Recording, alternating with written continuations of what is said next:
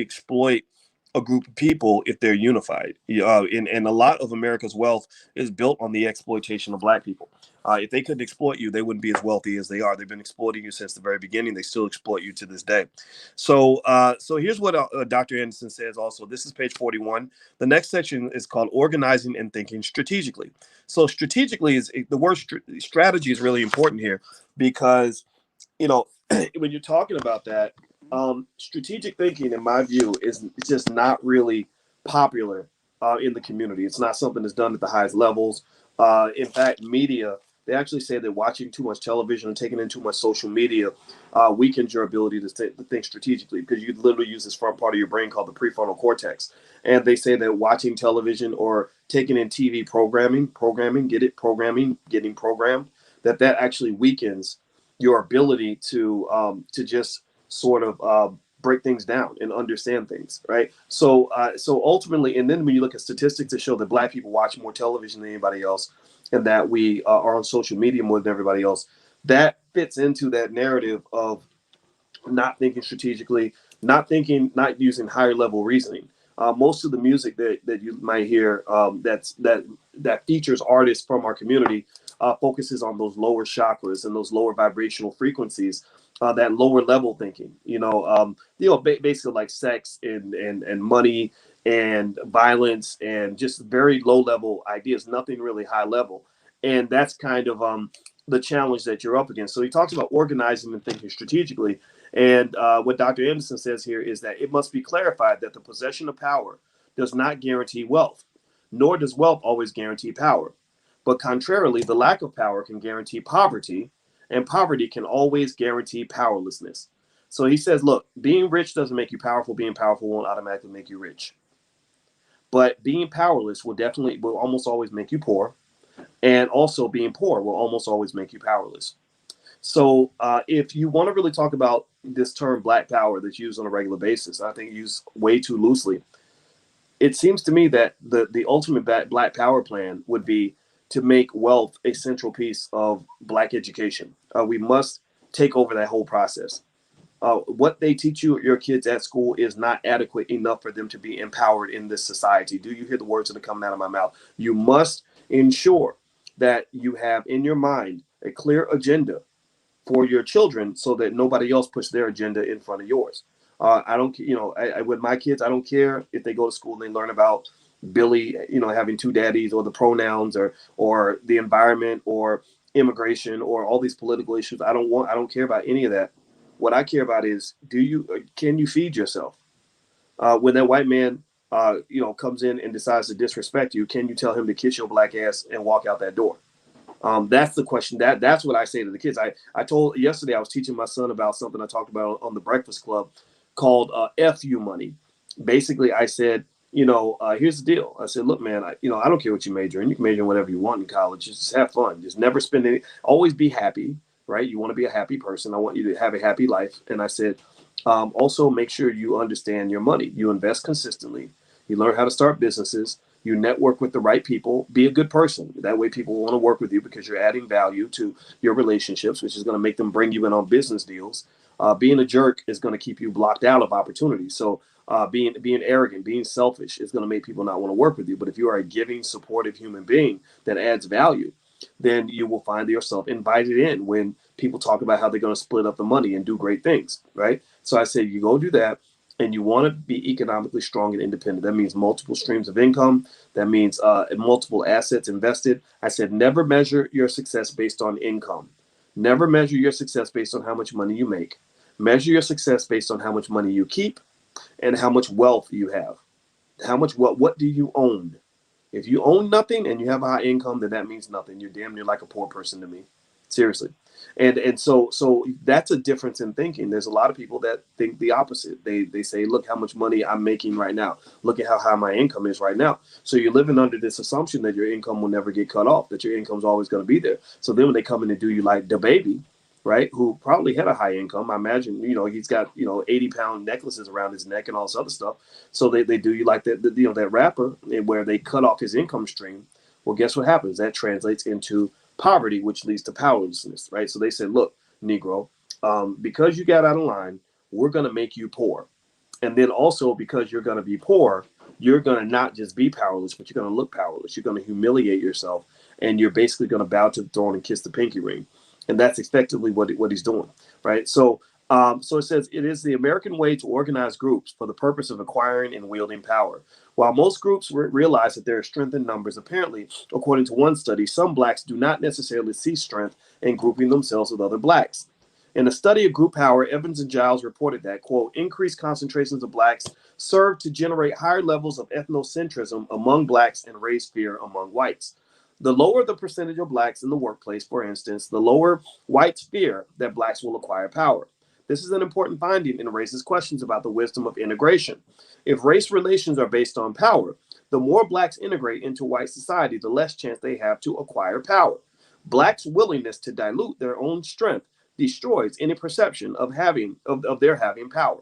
The perception of power is the first steps toward the reality of power. So what is Dr. Anderson saying there? He's basically saying that white people get scared when y'all get together, and the reason they get scared is because they see power. Do you follow what I'm saying? And let me tell you a little real life story. When I went to Syracuse University, there were 90 faculty. All of them were white or Asian, no black people. The year before I got there, I got hired in 2001, and I was a hotshot PhD student, so they hired me early, and they paid me $115,000 a year. I was kind of mad because I didn't realize that they were willing to go up to as high as 135. I should have asked for more money. I was stupid. I was young. $115,000 seemed like a ton of money at that time.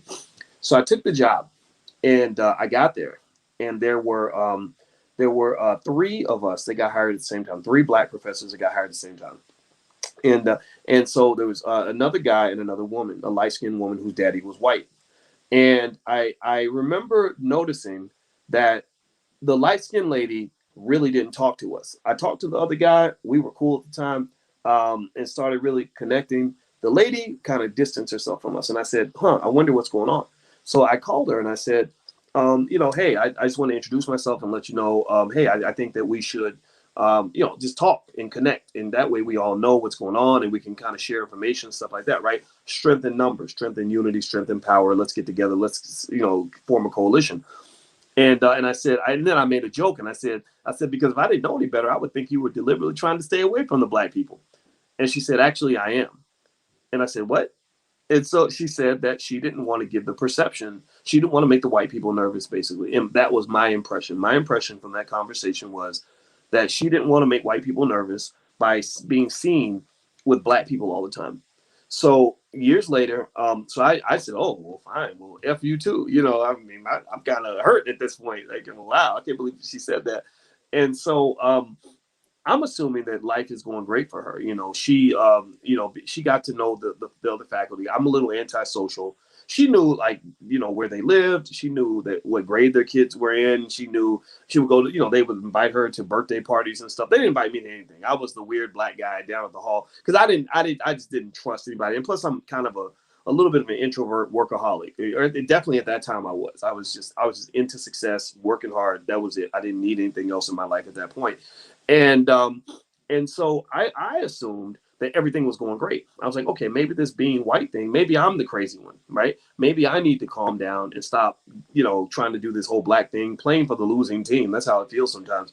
And I thought everything was great for her, right? So we're both going up for tenure. And I saw her on the elevator. And of course, she's the lady that said she wanted to stay away from me. So I kind of had that chip on my shoulder. And I kind of looked over. I was like, hey, how you doing? And I just a polite hi. And she said hi. And then I got off the elevator. Her floor was the 5th floor. My floor was the 3rd. So I get off on the 3rd floor, and she gets off the elevator behind me. I start walking around to my office. She walks around the corner behind me. And then I go in I'm like looking back like, okay, why is this lady following me? Like, what's going on? And I walk in my office, and as I'm shutting the door, she puts her hand in and says, hey, Boyce, can I talk to you for a minute? And I said, oh, well, sure. Yeah, come on in. And that's when she told me about what terrible things they were doing to her in her department. And it was really terrible. And they were undermining her whole promotion process and just really doing, this racism. You know what it is. I mean, you've seen it. And I remember thinking to myself, this is really interesting. So maybe the reason that they don't want you in groups is because if you're not in groups, you're diluted and they can pick you off one by one. because here I was thinking that, you know, that maybe trying to be unified was a bad strategy. Maybe we were blowing our cover, right? And for her, she tries this whole like, let me fit in, let me integrate, right? And they're gonna accept me because, I mean, after all, my daddy's white, and that didn't work. You know, she still got treated very poorly, and so and actually, it was our unity working together. Again, I believe, you know, how Jesus, they said, Jesus said in the Bible something like, "Forgive them, for they know not what they do." So I didn't hold a grudge against her. I believe we all come to our realization. Usually, most of us that get called to battle on this blackness thing had to go through a tragic experience to get to this point, right? So I'm not going to hold it. I didn't hold it against her. And I said, okay, what do you need? How can I help? And so since I was the loudmouth guy, the big mouth, I was taking on the whole university. You know, I'm this crazy young black man thinking I could take on the whole world. And I still kind of have that in me. I ain't scared of nothing and nobody. So I was going head to head with the school, shot for shot, you know, and really just saying, you know, I don't really care if you fire me. I'm going to be okay. But I'm going to blow a hole up in this son of a bitch before I walk out. Like I was doing what Cornell West did at Harvard, except, you know, well, I don't know. I don't know what Cornell's situation is, but literally the feeling was, I know that if I go along and fit into what you want me to do, that's only going to lead me to get more punishment. I'm not going to lay down and let you abuse me. I'm going, if you abuse me, you're just going to have to fight for it, right? I'm going to fight you till the end of time, and it's going to be ugly. And it got real ugly. But here was the beautiful part about it. This is where unity kind of works, right? We did a Malcolm Martin thing. She was a quiet one. She kind of worked behind the scenes, and did her thing. I was more vocal and outspoken, right? So I was kind of the Malcolm. She was the Martin. And so what effectively happened, I had a meeting with my department chair, who was a really nice white guy, who understood the black struggle better than most white people do. He was from another country. That's why he understood black people so well. And he literally said to me, I kid you not, he said to me, he said, you know, when we all went up for tenure, the 3 black people, and he said, you do understand that she probably wouldn't have got tenure if it wasn't for you raising hell. Like I didn't get tenure. I got they told me get lost or whatever, and I got like $400,000 in a severance package, so they wouldn't, so because they didn't want me to sue them. But for the most part, it was like, okay, we want you just out of here because you're too much trouble.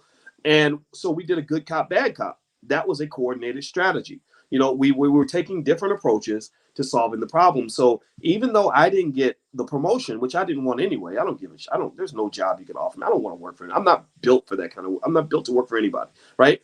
She got the promotion she was looking for. Right. And that was to me awesome, because here we were with different ideologies, different approaches, but we came together and said, look, let's be B1 right now. You know, you see the world differently from me, but I'm black, you're black.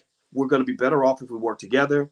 And then the next year, Syracuse University hired more black faculty and administrators than they've ever hired in the last like 20, 30, 40 years of that school. Like a lot of that, like they hired a ton of black people because we made so much noise, because of what they were doing, right? Because it was hard for them to deny me the promotion because I was the most successful faculty member on the campus in terms of recognition and all that. I was nationally recognized at that time, right? So did she say thank you? Yeah, she did. She did. She was very, you know, and it was all forgiven. Like I'm not even mad about it. But I'm really saying, what I'm saying here is, like, as I'm reading Dr. Anderson's words, it's making me sort of remember that literally when they say that you are all you need, that's really true.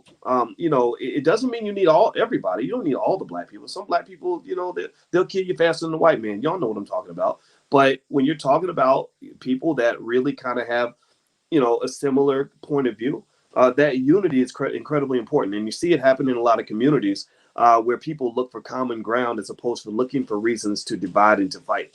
So they said the Evans and Giles study revealed significant findings that did have an impact on group power for blacks. The authors found that blacks did not conceptualize their potential for group power. So they're saying that black people couldn't realize what kind of power they'd have as a group. And more detrimental, blacks may actually perceive their group power to diminish when higher concentrations of blacks are present. So that fits into the story I just told you. He's saying that a mistake we often make is that not only do we not understand how powerful we become when we stick together, but we think the opposite. We think our power drops when we stick together. Like, why are you trying to be black all the time? Why are you always trying to work with black people? Why are you always trying to be around black people? And so, according to what Dr. Anderson's saying, that's the wrong way to think. You know, you shouldn't be trying to spread out and integrate. That I know that that's what they fed you since you were a baby, right? Think about this.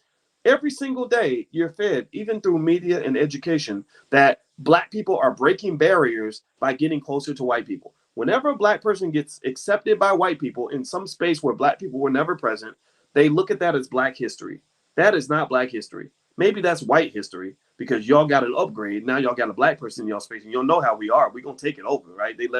We finally had a Black gymnast. Oh, well, she becomes Gabby Douglas and Simone Biles. We finally had a Black golfer. Oh, well, there goes Tiger Woods, dominate. Oh, we finally let Black people play in Wimbledon. Well, the Williams sisters own that, right? So ultimately, our presence is white history. That is not Black history. Black history starts, to me, when you are coming together and building power for your community, not when you're loaning your people out to other spaces, right? If you have assets, pay attention. Give me a yes or no if you follow what I'm saying here. If you have assets, if you have all the gold buried in your backyard, you don't spread that gold all through the neighborhood and give it away to everybody. You keep the gold. You keep the gold in the family, right? So you are human gold. You are, as a community, as a collective, one of the most valuable assets in the history of this world. You are the trillion-dollar commodity that America was built upon.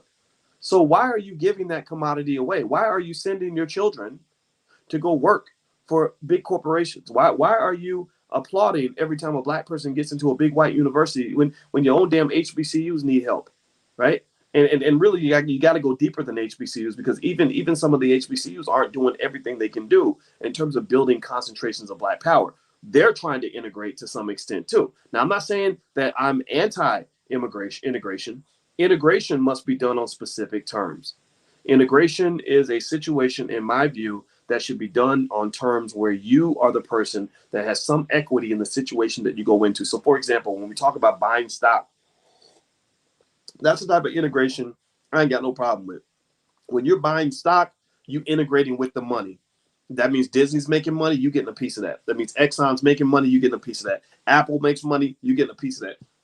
That's the kind of integration I can trust. That's the integration I like. When I go out and I work, I hire a white person to do a job for me. Maybe he's my driver or something. When I'm going somewhere, well, I can live with that integration because I'm the boss. I'm running this thing up in here, right? So ultimately, integration is not the villain. It's integration in a way that is actually not so much integration as much as it is an occupation. Okay, so we're on page 41. We're moving down to the bottom, and I'm gonna read this last paragraph. So it says, these perceptions of racial concentrations in power are exactly the opposite of whites. Whites establish barriers, legal and otherwise, to ensure that their superior numbers are powerful. Blacks' belief that something may be wrong when large numbers of them come together without the presence of whites can probably be traced to the conditioning process of slavery, which taught blacks to see themselves through the eyes of a white person. So what Dr. Anderson is saying is that you are trained to be so mentally ill that if there ain't no white people in the room, you think something's wrong. He said, so think about that. He literally said that if you're in a space where there's all Black people, you think there's something wrong with that space. Or if there's something, like for example, when we put together the Black Business School, there were people who asked us, are you accredited? By who? Like, what are you talking about? No, we give accreditations because white universities have proven that they can't build Black wealth. They know nothing about building Black wealth. So they need to be accredited by us, because clearly what they're doing isn't working, because Black wealth is going backwards largely because of the massive student loan debt that you're getting. You're getting this heavy student loan burden and not getting the economic engines necessary to repay that debt. So effectively, why in the world would we want to get accredited from an inferior system anyway? Right. So a lot of times, so what he's basically saying is that you're conditioned to believe that white people should be in the room whenever you're doing anything that matters. So let's keep reading. He says, so it taught blacks to see themselves through the eyes of a white person, thus reversing years of self-deprecating thinking, low self-esteem, and slave conditioning, and organizing to achieve group empowerment goals will require careful strategic planning. Blacks must organize around new principles and purposes in order to confront the political and economic realities facing them. To their credit, Black intellectuals in the ante and post-bellum periods did try to organize and plan. This is some Black history for y'all now. You probably didn't learn this in school. They shared resources and demonstrated some community-oriented accountability by establishing planning forums and advocacy organizations through churches and benevolent societies. Their effectiveness was limited by the meager financial and material resources and lack of access to power sources. However, they did have an impact on the attitudes of the Black masses, especially during the most oppressive times. Some noteworthy planning organizations that were singularly committed to Black people were established during several historical periods. The Negro Convention Movement of 1830, the Niagara Movement of 1905, the African Community League in 1914, the Universal Negro Improvement Association of the early 1900s, and the National Negro Congress of 1936. Clearly, Blacks felt a recurring need for national planning and research, but there was no commonly accepted goal. Let me underline that. No commonly accepted goal or established public policy for Blacks. Differing philosophies and political personalities confused the issues and bogged down the organizations. In the recent past, Blacks organized over specific issues such as discrimination, crime, unemployment, or voting rights. As stated earlier, the organizations either faded when the issue faded or lost potency and became non-threatening advocacy groups. So that's the two things you got to watch out for, right? If you organize just around one issue or one event, like, hey, y'all, they shot a Black man. Let's all form a group to fight against this. Okay, well, then the group will disappear when the issue disappears, right? Also, he's saying that that they fell apart mainly, let's see, what was this? They became advocacy groups. So they kind of got neutered, right? And I think the neutering might be linked to the money. When you look at some of the groups, the other neutered groups in our society, maybe the NAACP at the top of the list, some would say the Urban League to some extent. The common theme that I see is that, white people's money and their butter biscuits are warm, delicious, and tasty, right? When you get to the point where, again, because you've been conditioned to believe that white validation is incredibly valuable for you, when you start doing effective work and they start recognizing you and validating you and giving you awards and money, then that can distract you from your purpose. So, for example, so that's why, for example, I know with the Black Business School, one thing I said from the beginning is I don't want to take any money from corporations. I don't want to take any money from the government, and that's hard. That's hard, right? Because you're raising money to do things. It's difficult, but it's important because money typically comes with a transfer of power. So when you're taking money from anybody, if you look at the rapper DaBaby right now, and what he's going through in terms of being really just publicly oppressed, a lot of that oppression only occurs because of where his economic base existed. So you must be very thoughtful about where you're getting your resources, because that's going to determine how you make decisions moving forward. All right. So let me see. Let me keep going. Okay. So page 42, second to last paragraph. One of the first known and longest lasting attempts by Blacks to establish a national planning group was the Negro Convention Movement, which began in 1830 and continued through the Civil War. Black leaders throughout the North got together to identify problems, develop policies, and speak as a united voice. The movement was followed by the Niagara Movement. In 1905, W.E.B. Du Bois, John Hope, Maurice Trotter, and other vocal young Black intellectuals met in Niagara Falls in Ontario, Canada, and founded the Niagara Movement.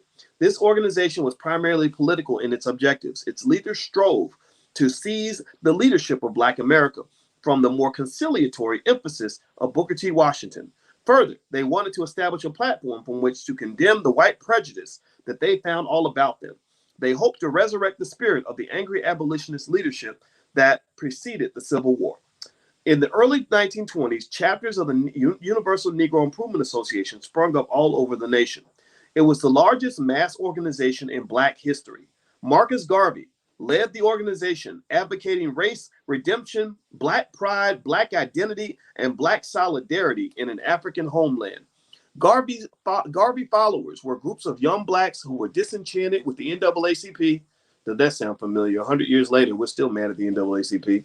Who were disenchanted with the NAACP and urban leagues' unwillingness to develop meaningful policies and programs to uplift the economically depressed masses. Let's take a moment of silence and meditate on the fact that over 120 years ago, Black people were annoyed with the NAACP. They were annoyed with the NAACP for the same reason that many of you are annoyed with the NAACP right now. So we've had 120 years to think about how this kind of so-called Black leadership is highly ineffective, right? I mean, 120 years. So then think about this. And for them to be pissed off 120 years ago, that means they probably had a good 20 or 30 years of false hope to get to that point. Like it takes time to get to the point where you're sick and tired, right? You don't get sick and tired on the first day. You get sick and tired on the 10,000th day, right? So it's more than 120 years. So I think that this really speaks to a simple fact. It's 100% abundantly clear that organizations like the NAACP are not on any level able or willing to address the economic challenges that are faced by the Black community. You don't have to be mad at them for that. You just have to accept that and understand that so that we can pick up where they left off instead of doing the same damn thing that they did already. Stop repeating yourself. Stop doing what they did 100 years ago and thinking you're going to have a different outcome. Stop starting over every generation with the same frustrations that you had 50 years ago. You do not want your grandchildren to be having the same damn conversations in the year 2100 that you're having in the year 2021. In my view, if that occurs, that's going to make us look stupid. We're going to look like a pack of damn suckers, wasting our time. Let's move forward to new and better ideas. So let me keep reading. They organized the National Negro Congress, whose membership included aggressive men such as Ralph Bunche and A. Philip Randolph. Members of the National Negro Congress knew that if they did not plan their future, the white power elite most certainly would, but that ain't changed. And any plans by whites to improve conditions for blacks would be at black people's expense.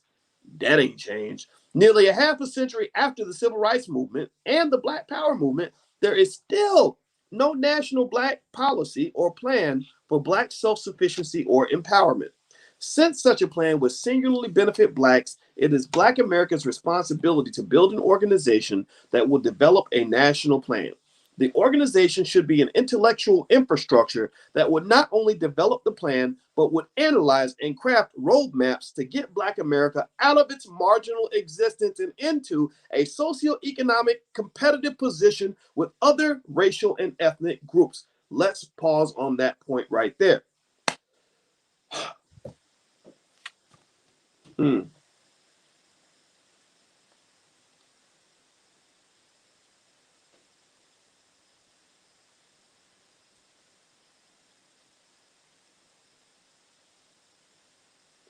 Okay, here's why I took a moment. I need us to think about this for a minute.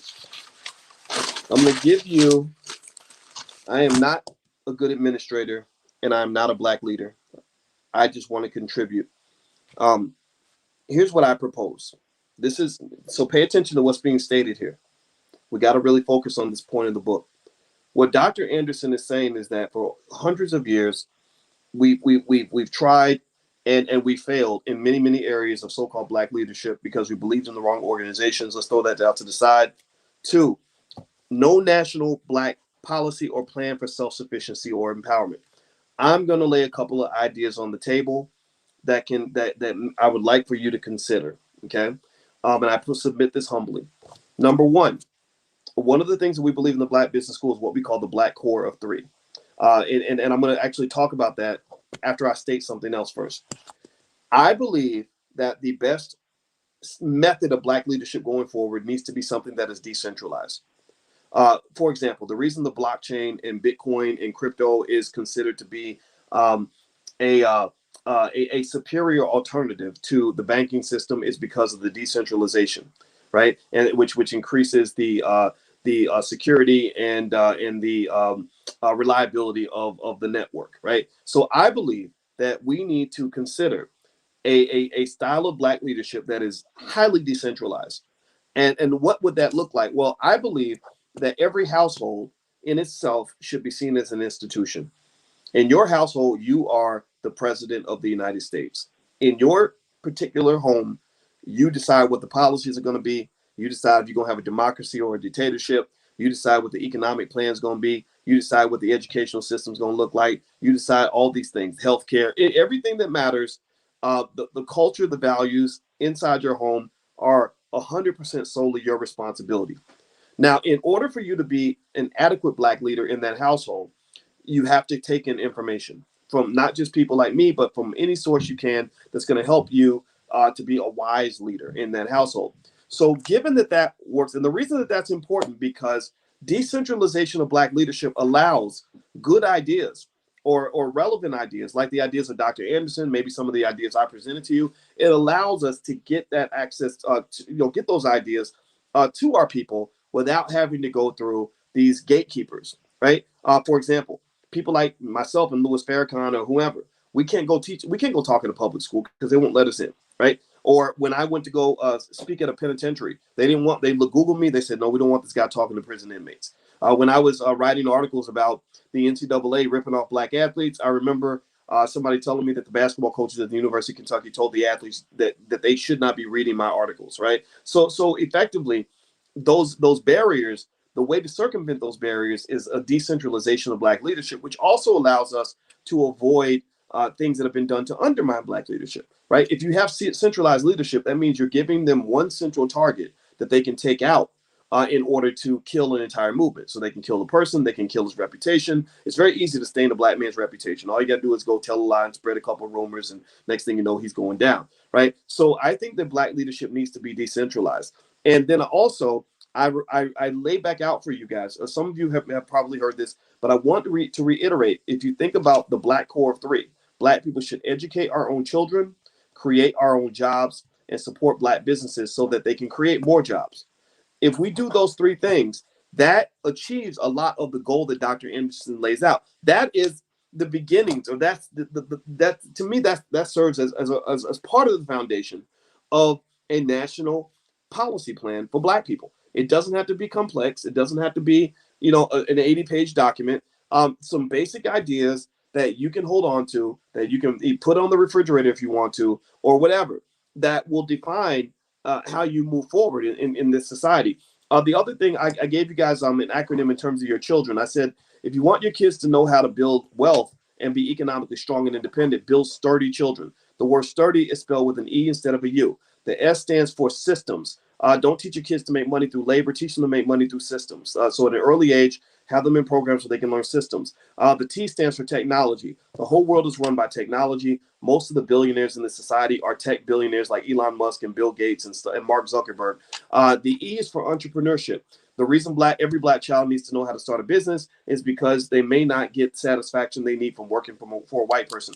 The R stands for relationships. If you have healthy relationship management, that gives you the ability to form healthy relationships with other Black people that you can build with, that can serve as your source of protection. And the D stands for delegation. If a person has a lot of big jobs to do, if you get team members that you can delegate the tasks to, then you can get a lot more done, right? So and these are skills that you have to be intentional in developing these skills. So little things like that, I think, can be laid out as part of the national policy plan, right? I don't think it has to be complicated.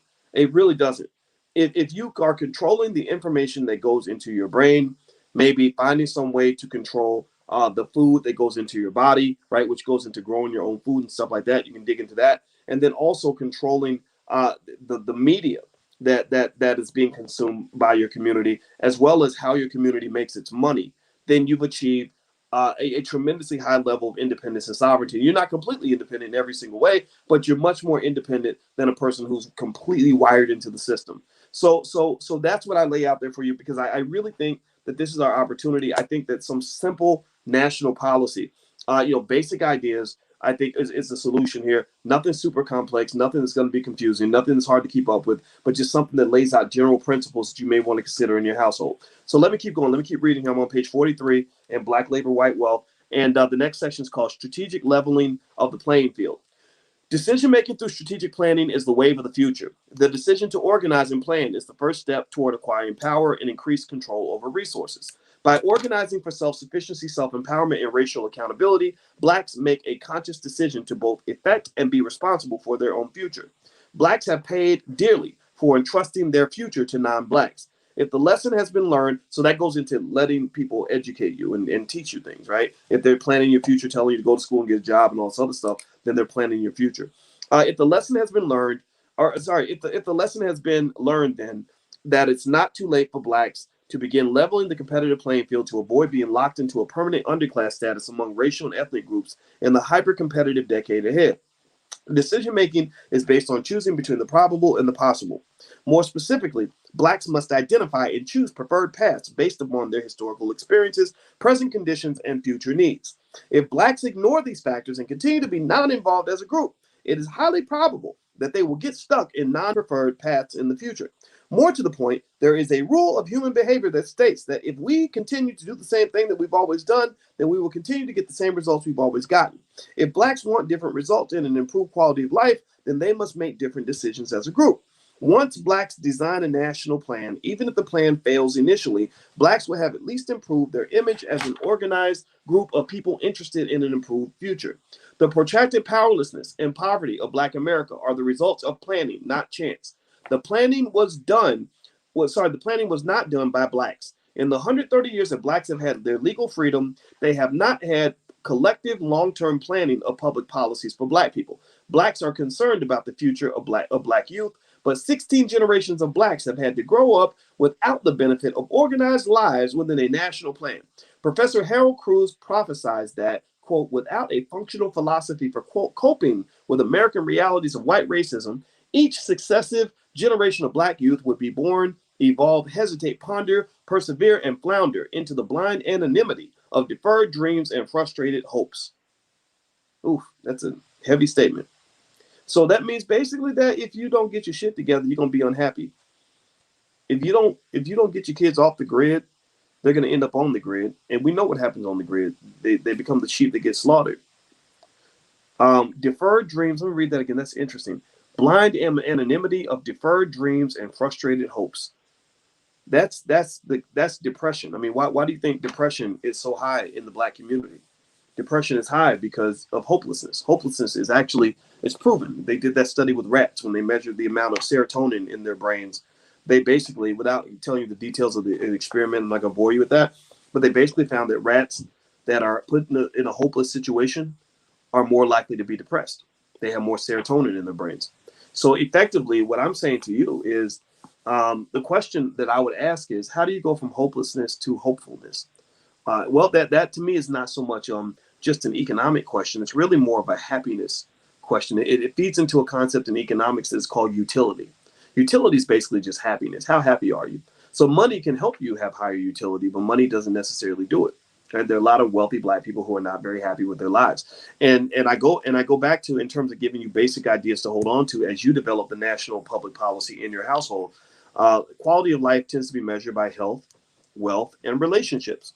Literally, those are the three things that tend to measure quality of life. If I see somebody I haven't talked to in a while, I'll say, "How you doing, man?" If he had surgery or got a foot amputated, he might be like, "Yeah, man, had to get my foot cut off because of the diabetes or whatever, right?" Or if he's or if he got a new job, he might say, "Yeah, I got a new job and I just moved to DC to work for this company." Or if he just got married, he'll say, "Yeah, I met this nice lady and we're getting married," right? So typically, we define our lives by health, wealth, and relationships. So health is mental and physical health.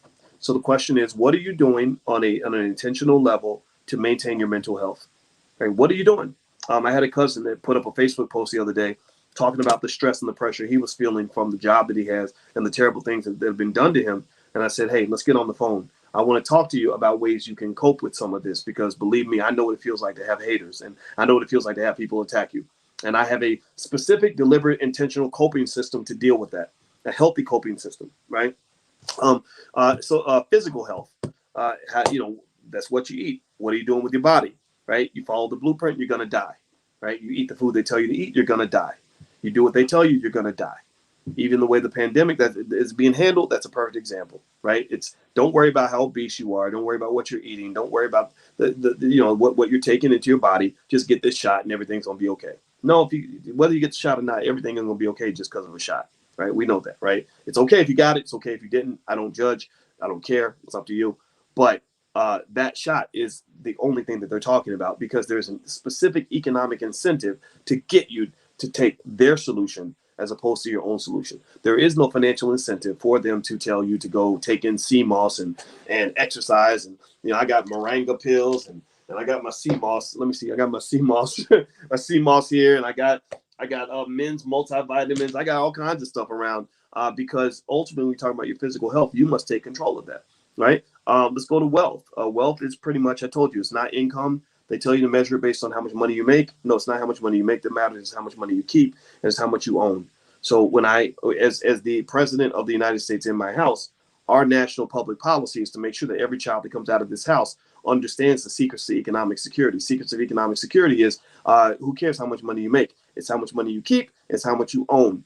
What do you own? Do you own stock? Do you own real estate? Do you own a business? Do you have multiple streams of income? Are you saving your money? What is your economic culture? Because again, if you do what they tell you to do, you're going to go broke. You're going to be broke and you're going to be weak and you're going to be powerless. And then when situations require you to stand up, you're going to have to sit right back down. You're going to have to do just like the rappers, just like Nick Cannon, just like a lot of these folks.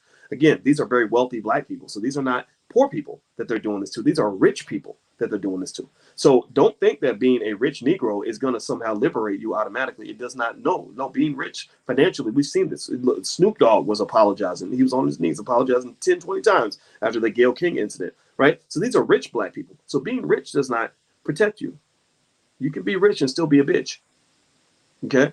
So ultimately, having a national public policy in your household that allows you to achieve success in those three key areas: health, wealth, and then of course your relationships, your relationship with yourself, your relationship with other Black people, your relationship with your family, your relationship with women or men, depending on what gender you are.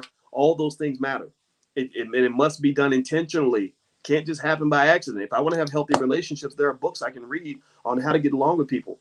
There are literally books, 7 ways, how to make friends and influence people.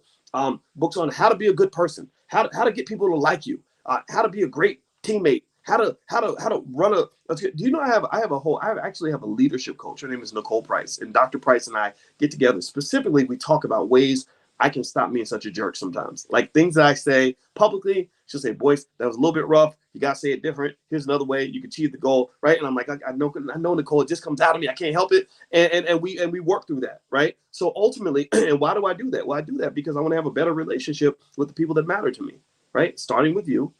Going to my family. I want to have a good relationship with my woman. I want to have a good relationship with my kids, because when you have healthy relationships with other people, you can build to oblivion. Peace and prosperity go hand in hand. War creates destruction and failure and misery. Everybody's miserable when everybody's fighting. There's no war you will ever win where you're not miserable while you're fighting that damn war. Even if you're the winner, you're still miserable. You're still bleeding at the end of the day. Black people are trained to fight. And you see it all over the place. You see it on the internet. You see it on TV. You see it in your communities. You see it in your own damn family. So intentionality is the key here. If I'm designing a Black-owned educational system, it's easy. I just say, okay, let's focus on health, wealth, and relationships. How do we make sure these kids are mentally and physically healthy? How do we make sure that they're financially secure? And how do we make sure that they're just good people that are able to connect and build with other Black people? If a person has those 3 areas mastered, then they cannot lose. They're going to win. You're going to win individually. You're going to win as a collective group. So it doesn't have to be complicated. That's my point. You don't need some detailed policy that's all complex. Don't get me wrong. Maybe if you have political scientists and stuff out there that can write all that stuff, I'm not gonna write all that. I'm gonna keep it real simple for you. So and I know these things work because that's my life now. I can stay right here in my office in my basement and not really be bothered by anybody for the rest of my life, right? So anyway, let me keep going. Conclusion: Blacks have made relatively little progress from slavery to today because we still have not acquired the necessary resources of power to create positive change in our marginal conditions. People who use their individual means to build collective wealth and power understand that there is strength in numbers.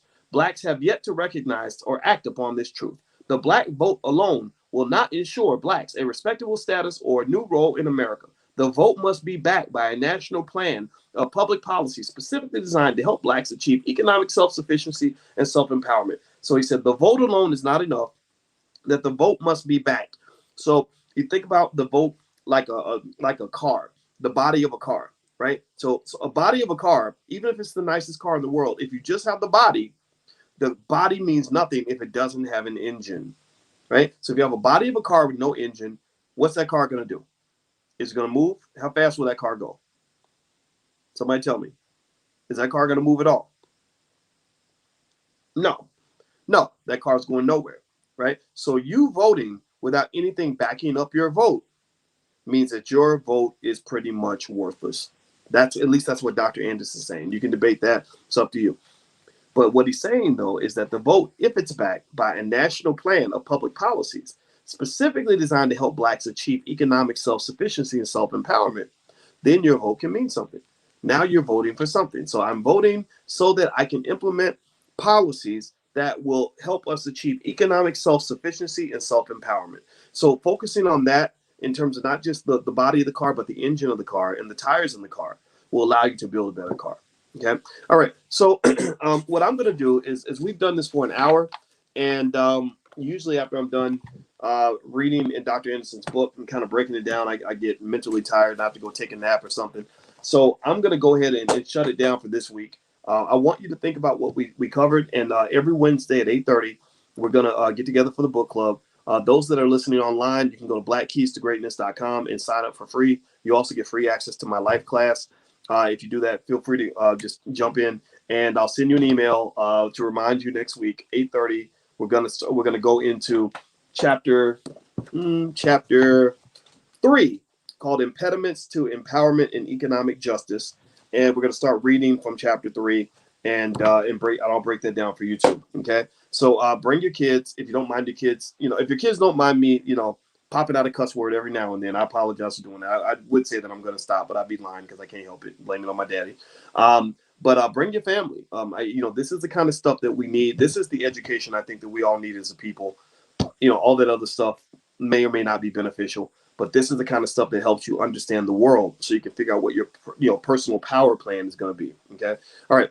Last but not least, don't forget, we're getting ready for the All Black National Convention. The end of October is when it's going to happen. The weekend of October 31st. So that Thursday, or I think that Friday through that Monday. So it's 4 days. It's going to be in Orlando. It's going to be awesome. We're going to have a lot of stuff there. We're going to have all the economic stuff. We're going to have some political stuff. We're going to have some speed dating. We're going to have a masquerade ball. We're going to have some business speed dating where you can find business partners instead of romantic partners. We're going to have the Black Excellence Awards. We're going to do a lot of really cool stuff. So go ahead and mark that on your calendar, and I will let you guys know. The tickets will go on sale in about a couple of weeks, and we've already put down the deposit on the venue, and everything is big and it's beautiful and it's amazing. Also, the hotel has agreed to give us a really good discount on the rooms, so we'll give you a link where you can go and get your room, and I think it's about $149 a night or something like that, and they're normally about $250 a night. And the resort is gorgeous. There's 9 restaurants and all kinds of activities and basketball courts and golf courses and all kinds of stuff there. So you guys are going to love it. It's going to be first class, 100% first class, 100% Black excellence. You guys are going to love it. And I will tell you guys more about it as time goes on. All right. So have a good night. God bless you. Love you guys. I'll see you soon. And take it easy. Bye-bye.